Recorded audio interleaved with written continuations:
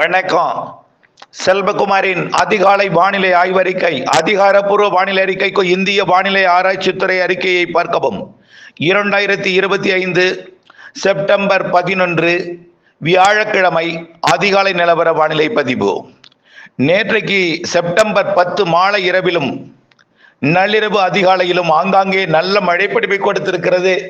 பல மாவட்டங்களில் பரவலான மழைப்பொழிவை கொடுத்திருக்கிறது. அதிகபட்ச மழைப்பொழிவாக அப்படியே பார்த்தீங்கன்னா மதுரை மாவட்டம் வடக்கு பகுதி, திண்டுக்கல் மாவட்ட எல்லைப்பகுதி தொடங்கி திண்டுக்கல் மாவட்டம், புதுக்கோட்டை மாவட்டம், தஞ்சாவூர், திருச்சி, பெரம்பலூர், அரியலூர், கடலூர், கிருஷ்ணகிரி, தருமபுரி என்று பல மாவட்டங்களில் மழை, கனமழை. இறுதியில் ஆந்திர மாநிலம் நெல்லூர் மற்றும் அதனை ஒட்டியுள்ள பகுதிகளில் கனமழை பொழிவை கொடுத்து கொண்டிருக்கிறது.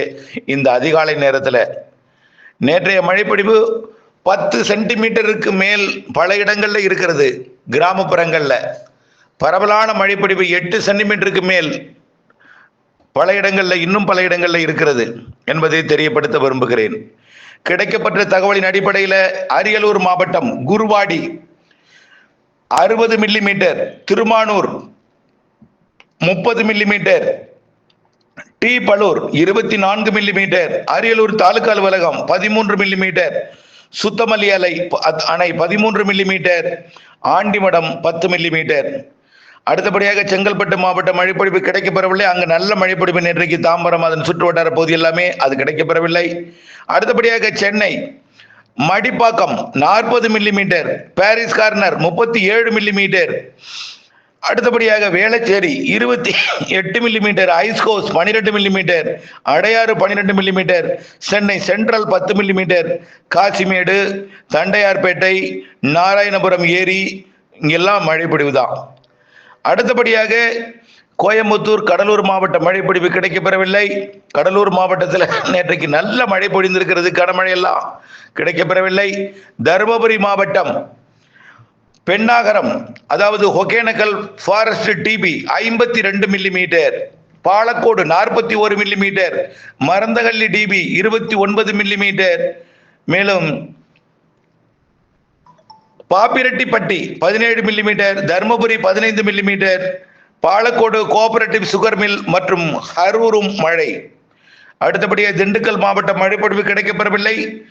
ஈரோடு மாவட்டம் Chennimalai 21 millimetre, Kodumudi 14 millimetre, Thalavadi 11 millimetre, Varattupallam 11 millimetre, Ammapettai 10 millimetre. மேலும் ஈரோடு, மொடக்குறிச்சி, பவானி, பெருந்துறையும் மழைதான். கள்ளக்குறிச்சி, காஞ்சிபுரம் மற்றும் கன்னியாகுமரி, கரூர் மாவட்ட மழைப்பொழிவு இன்னும் கிடைக்கப்பெறவில்லை. கிருஷ்ணகிரி மாவட்ட மழைப்பொழிவு கேஆர்பி அணை 60 millimetre, Hosur 49 millimetre, Nedungal 33 millimetre, Rayakottai 27 millimetre, Kelavarapalli அணை 26 millimetre, Barur 25 millimetre, Krishnagiri 15 millimetre, Shoolagiri BDO office 12 millimetre, Anchetty police station 11 millimetre. மேலும் தளி, தேன்கனிக்கோட்டை, ஜம்புகொண்டப்பட்டி இதெல்லாம் நல்ல மழைப்பொழிவு பொழிந்திருக்கிறது, 10 மில்லிமீட்டர் வரைக்கும். அடுத்தது சின்னார் அணை, பாம்பார் அணை, பெண்ணுகொண்டபுரம், ஊத்தங்கரை மழை. அடுத்தபடியாக மதுரை, மயிலாடுதுறை, நாகப்பட்டினம், நாமக்கல் மாவட்ட மழைப்பொழிவு கிடைக்கப்பெறவில்லை. பெரம்பலூர் மாவட்டத்தை பொறுத்த வரைக்கும் Perambalur 65 millimetre, Padalur 56 millimetre, Chettikulam 16 millimetre, Krishnapuram 16 millimetre, Pudhu Vettakudi 11 millimetre, V Kalathur 10 millimetre, Eraiyur மற்றும் வேப்பந்தட்டை, லப்பை குடிகாடு, தழுதலை எல்லாம் மழைப்பொழிவு. அடுத்தபடியாக பார்த்தீங்கன்னா புதுக்கோட்டை மாவட்ட மழைப்பொழிவு கிடைக்கப்பெறவில்லை. ராமநாதபுரம் மாவட்டம் Paramakudi 49 millimetre, Kamudhi 17 millimetre, Thiruvadanai 16 millimetre, Ranipet மாவட்டம் அரக்கோணம் 47 மில்லிமீட்டர், மின்னல் 33 மில்லிமீட்டர், சோளிங்கர் 10 மில்லிமீட்டர், சேலம் மாவட்டம் Salem 63 millimetre, Danishpet 60 millimetre, Mettur 52 millimetre, Yercaud 30 millimetre, Edappadi 18 millimetre, Omalur 13 millimetre, Kariyakovil அணை, வேங்கூர், சங்கரிதுர்க், ஆத்தூர், வாழப்பாடி, தம்மம்பட்டி, ஆனைமடுவணை மழை. அடுத்தபடியாக சிவகங்கை மாவட்ட மழைப்பொழிவு மானாமதுரை 25 மில்லிமீட்டர், திருப்பத்தூர் 8 மில்லிமீட்டர். மேலும் பார்த்தீங்கன்னா தென்காசி தஞ்சாவூர் மாவட்ட மழைப்பொழிவு கிடைக்கப்பெறவில்லை. நல்ல மழைப்பொழிவு கும்பகோணத்திற்கு வடக்கே நல்ல பொழிந்திருக்கிறது. கும்பகோணம் மற்றும் தஞ்சாவூர் இடைப்பட்ட பகுதி எல்லாமே. அதே போல நீலகிரி மாவட்ட மழைப்பொழிவு கிடைக்கப்பெறவில்லை. தேனி மாவட்டம் ஆண்டிப்பட்டி 21 மில்லிமீட்டர், வைகை அணை 13 மில்லிமீட்டர், உத்தமபாளையம் 12 மில்லிமீட்டர், சண்முகா நதி, சோத்துப்பாறை மற்றும் கூடலூர், பெரியகுளம், மேலும் வீரபாண்டி, பெரியாறு, மஞ்சளாறு, போடிநாயக்கனூர், அரண்மனைப்புதூர், தேக்கடி இதெல்லாம் நல்ல மழை. திருச்சிராப்பள்ளி திருவாரூர் மாவட்ட மழைப்பொழிவு கிடைக்கப்பெறவில்லை. திருவாரூர்ல குடவாசல் கனமழை பொழிந்திருக்கிறது. நன்னிலம் மற்றும் அதற்கு வடக்கேயும் நல்ல மழைப்பொழிவு, வலங்கை மாவட்டம்லாம் கிடைக்கப்பெறவில்லை. திருச்சிராப்பள்ளியிலும் நல்ல மழைப்பொழிவு, புள்ளம்பாடி எல்லாம் நல்ல கனமழை பொழிவு பொழிந்திருக்கிறது. பல இடங்களில் மிக கனமழை பொழிவும் பொழிந்திருக்கிறது, கிடைக்கப்பெறவில்லை. தூத்துக்குடி மாவட்டம் கயத்தாறு 53 மில்லிமீட்டர், மேலும் களக்குடி அதாவது விளாத்திக்குளம் அருகே இருக்கக்கூடிய பகுதிகள், கடம்பூர் மற்றும் எட்டயபுரம் மழை. மேலும் திருநெல்வேலி, திருப்பத்தூர், திருப்பூர், திருவள்ளூர், திருவண்ணாமலை, வேலூர், விழுப்புரம் மழைப்பொழிவு கிடைக்கப்பெறவில்லை. விருதுநகர் மாவட்டம் சாத்தூர் 30 மில்லிமீட்டர், பெரியார் அணை மற்றும் பத்ரா இருப்பு மழை. இன்றைய மழைப்பொழிவு எப்படி இருக்கிறது என்பது பார்ப்போம். வரக்கூடிய நாட்கள் எப்படி, அடுத்த தீவிரம் எப்பொழுது, இவையெல்லாம் இதிலே பார்ப்போம். அதாவது வங்கக்கடலிலே ஆந்திர பிரதேசம் கரையோரம் உருவாகி இருந்த காற்றழுத்த தாழ்வு நிலை தீவிரமடைந்து கொண்டிருக்கிறது. காற்றழுத்த தாழ்வு பகுதியாக, அதாவது கடந்த சில நாட்களுக்கு முன்பு வளிமண்டல சுழற்சியாக உருவாகி பிறகு இடையடுக்கு சுழற்சியாகவும் கீழடுக்கு சுழற்சியாகவும் இணைந்து கடலோட இணைந்த காற்று சுழற்சியாக காற்றழுத்த தாழ்வு நிலையாகி இருக்கிறது. அது நாளை காற்றழுத்த தாழ்வு பகுதியாக 12ஆம் தேதி அமைய இருக்கிறது.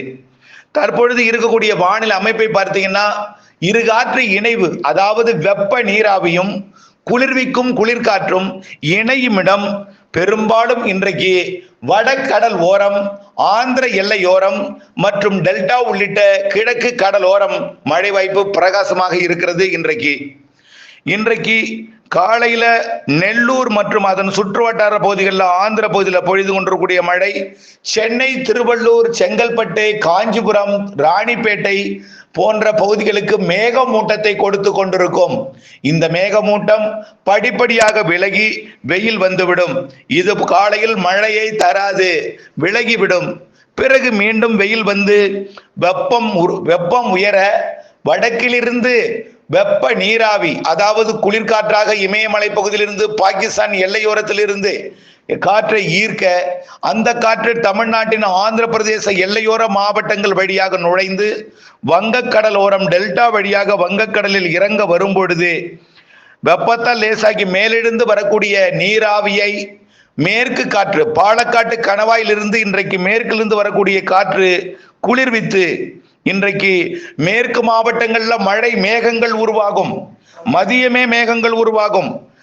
அதாவது பாலக்காட்டு கணவாய் நுழைவாயில் தவிர்த்து வடக்கும் தெற்கும் ஆங்காங்கே மழை பொழிவை கொடுத்து கொண்டு, அதாவது நீலகிரி, கோயமுத்தூர் வடக்கு, ஈரோடு, திருப்பூர் வடக்கு மற்றும் திருப்பூர் தெற்கு, கோயமுத்தூர் தெற்கு, இன்னும் சொல்ல போனால் பொள்ளாச்சி தெற்கு, உடுமலைப்பேட்டை தெற்கு மற்றும் கோயமுத்தூர் மாநகரத்திற்கு வடக்கே பொள்ளாச்சி திருப்பூர் மாவட்ட வடக்கு பகுதி, அவிநாசி அதற்கு வடக்கே ஈரோடு மாவட்ட பகுதிகள் மற்றும் காவிரி கரையோர மேட்டூர் உள்ளிட்ட பகுதிகள் எல்லாம், அந்த கிருஷ்ணகிரி மாவட்ட பகுதி, இன்னும் பிள்ளிகுண்டு உள்ளிட்ட பகுதிகள், கிருஷ்ணகிரி மாவட்டத்தோட தேன்கனிக்கோட்டை, அரூர், அஞ்சட்டி உள்ளிட்ட பகுதிகள், கர்நாடக பகுதிகளில் மழை மேகங்கள் உருவாகி அப்படியே கிழக்கு நோக்கி வரும். காரணம் வடக்கிலிருந்து வரக்கூடிய வெப்ப நீராவி மேற்கிலிருந்து வரக்கூடிய காற்று குளிர்வித்து மழை பொழிவை ஏற்படுத்தும். பிறகு பாலக்காட்டு கணவாயில் நுழையக்கூடிய காற்று திண்டுக்கல் மாவட்டத்தில் ஆங்காங்கே மழை பொழிவை ஏற்படுத்தும்.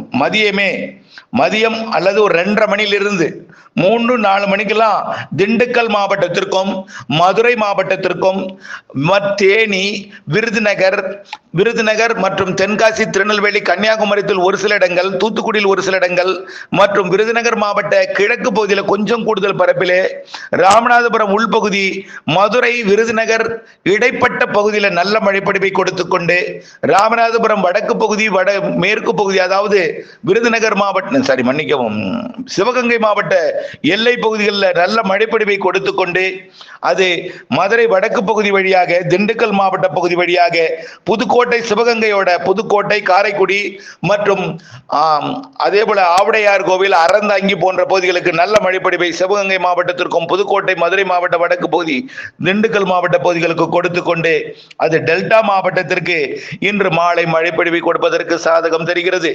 இந்த மழைப்பொழிவு கண்டிப்பாக தெற்கு டெல்டாவிலே தஞ்சாவூர் மாவட்டம் பேராவூரணி பகுதிகளிலே கொடுப்பதற்கு உறுதியான வாய்ப்பு தெரிகிறது. பிற டெல்டாவிலே நேற்று போல் லேசான மழைப்பொழிவை கொடுக்கலாம், ஓரிடங்களில் சற்று கனமழைப்பொழிவை கொடுக்கலாம்.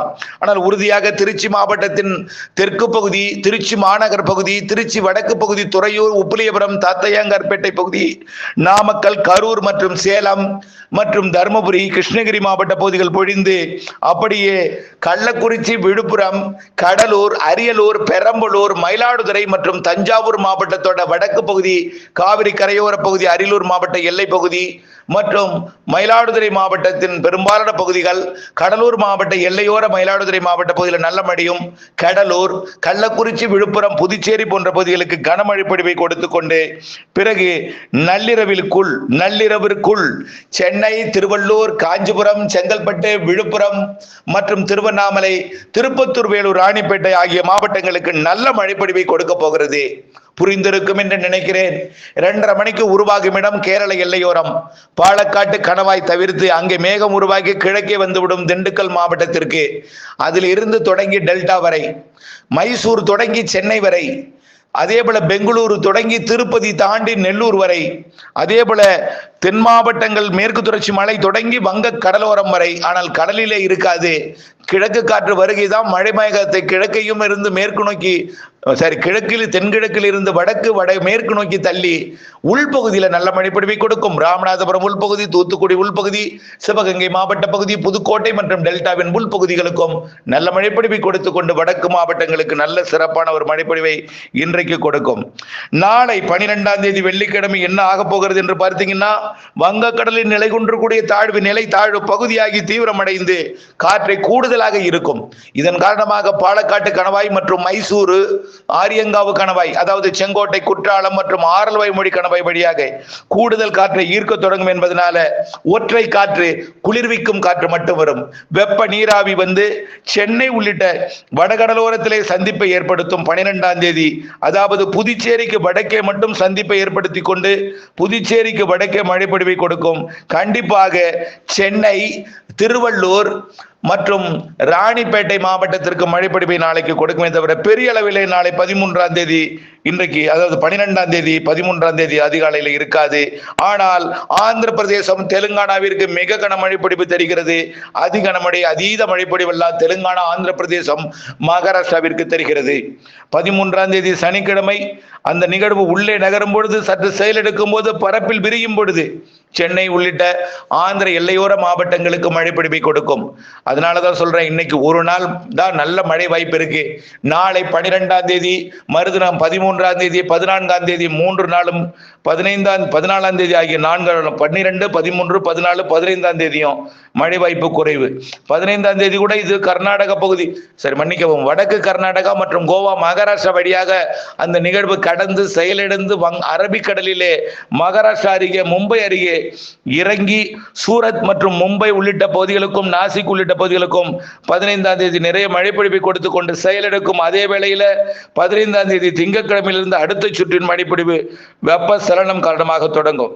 16ஆம் தேதியிலிருந்து அந்த நிகழ்வு விலகியதும் மீண்டும் மேற்கு காற்று, மெல்ல நகரும் காற்று வங்க கடலோரத்திற்கு கொடுக்கும். ஆக அடுத்த நிகழ்வு 23ஆம் தேதி உருவாகும் வரை, தீவிரமடையும் வரை 16ஆம் தேதியிலிருந்து அனைத்து மாவட்டங்களுக்கும் நல்ல மழைப்பொழிவை கொடுக்க போகிறது 22ஆம் தேதி வரைக்கும். அதற்கு பிறகு 23ஆம் தேதிக்கு மேல் உருவாகக்கூடிய அடுத்த நிகழ்வு மிகச்சிறப்பான மழைப்பொழிவை தர இருக்கிறது.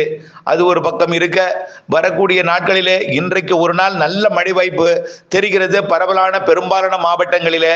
12, 13, 14 நிகழ்வு தீவிரமடைந்து மேற்கு நோக்கி நகரும் என்பதனால இரு காற்று இணைவு ஆந்திர பிரதேசம், தெலுங்கானா, மகாராஷ்டிரா, கர்நாடகா, கோவா மற்றும் மத்திய பிரதேசம், குஜராத் பகுதியில் நடைபெறும் என்பதனால அங்கேதான் தெலுங்கானா ஆந்திர பிரதேசத்தை மையமாக வைத்துதான் மழை அதிகமாக இருக்கும். ஆந்திர எல்லையோரத்தில் மழை இருக்கும். ஆனால் பிற பகுதிகளில் காற்றும் குளிர்ந்த சீதோஷணையும் இருக்கும்.